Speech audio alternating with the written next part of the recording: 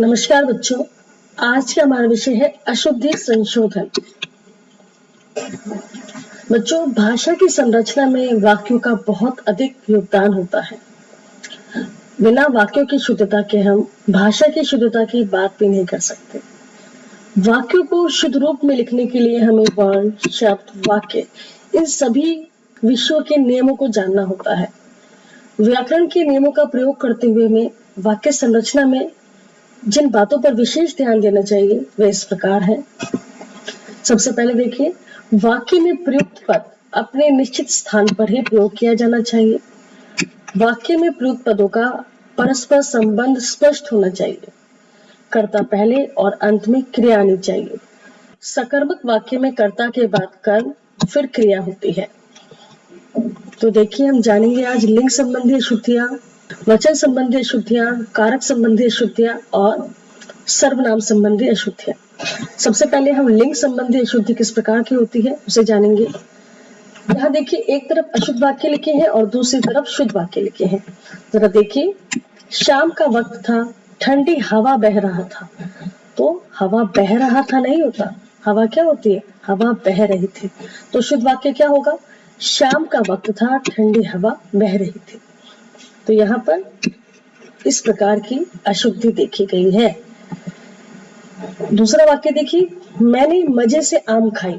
तो आम खाई नहीं होता, क्या होता है? मैंने मजे से आम खाया।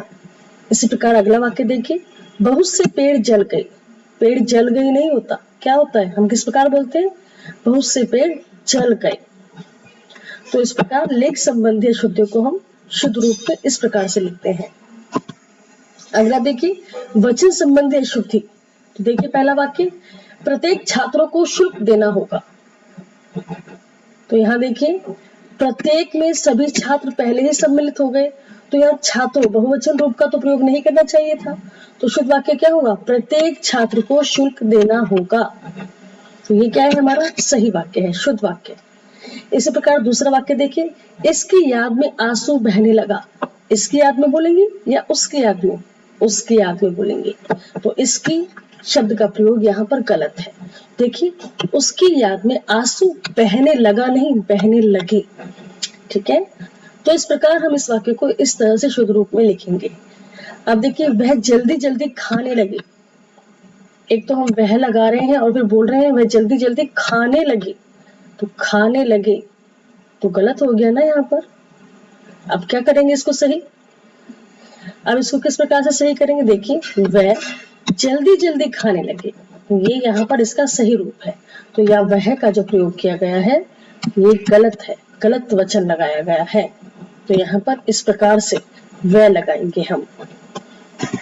इसी प्रकार देखिए, कारक संबंधी अशुद्धि। पहला वाक्य देखिए, पक्षी पेड़ में बैठा है। पक्षी पेड़ में बैठता है या पेड़ पर बैठता है? तो यहाँ जो में का प्रयोग है ये क्या है? गलत है। सही वाक्य क्या होगा? पक्षी पेड़ पर बैठा है। उसको ठीक से रहना नहीं आता। तो उसको का प्रयोग सही है या गलत? गलत है। सही क्या होगा? उससे ठीक से रहना नहीं आता। इसी प्रकार अगला वाक्य देखिए, मेरे को फल खाना है। तो ये मेरे को जो बोल रहे हैं ये गलत प्रयोग है। सही प्रयोग क्या है? मुझे फल खाना है। इस प्रकार हम कारक संबंधी अशुद्धि की पहचान कर उन्हें शुद्ध वाक्य में लिखते हैं।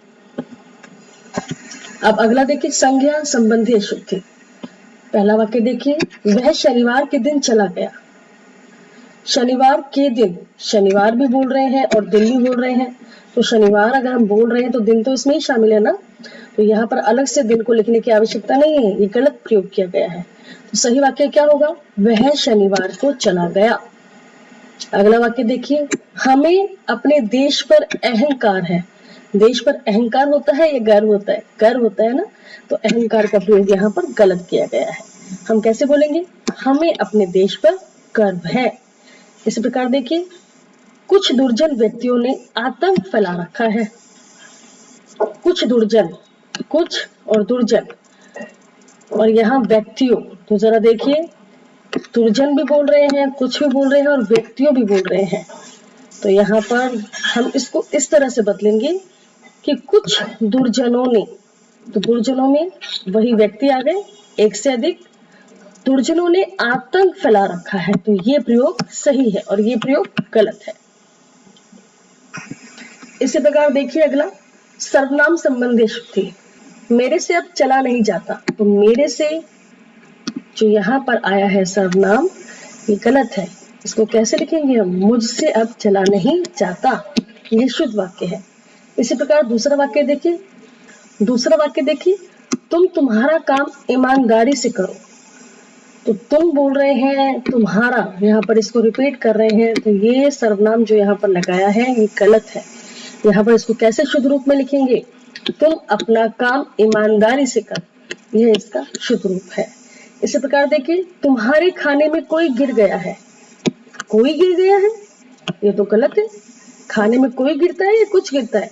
तो क्या लिखेंगे हम इसके स्थान पर? तुम्हारे खाने में कुछ गिर गया है। तो बच्चों, इस प्रकार से हम वाक्य में विद्यमान अशुद्धियों को दूर करते हैं और उन्हें शुद्ध रूप में लिखते हैं। मुझे उम्मीद है आपको समझ में आया होगा। धन्यवाद।